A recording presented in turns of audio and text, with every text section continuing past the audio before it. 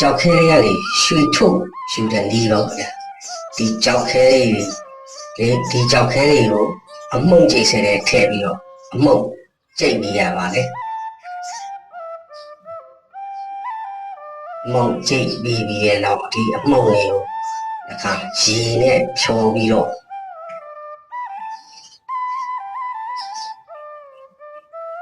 ဒီချာစစ်ပြီးရပါမယ်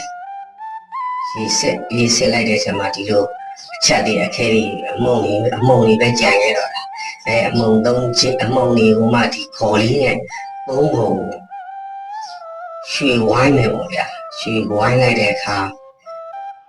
ဒီချာဝိုင်းရတယ်ရွှေဝိုင်းပြီးတော့တခါလဲဗလာနဲ့ဒီချာလဲဖမ်းလိုက်တယ်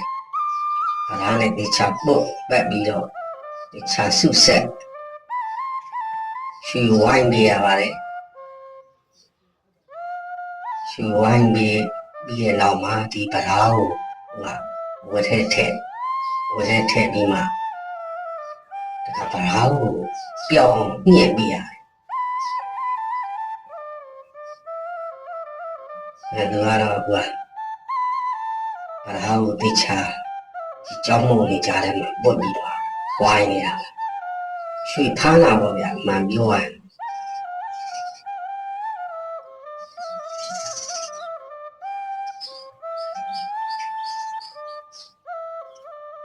ဗလာနဲ့ဒီချာလေးကိုသူဝိုင်းပြီးတော့ရွှေဖမ်းနေရတယ်အဲ့မှာဝတ်ထဲကိုဗလာကိုထည့်ပြီးမှတခါလေအဲ့မှာဒီဝတ်ကလေးကိုစုချီပြီးတော့ဒီကျင်းဝဲလေးကိုဒီဗလာကိုညှစ်ချဒီခုနဝတ်ကလေးကိုစုချီပြီးတော့လှည့်ပြီးတော့ညှစ်ချရတဲ့မှာဗလာကထွက်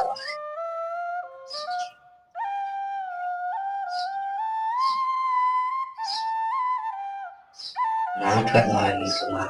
အကုန်လုံးဗလာတွေပြောင်းညှစ်ပြီးပြောင်းပြီးဆိုရတဲ့မှာဒီ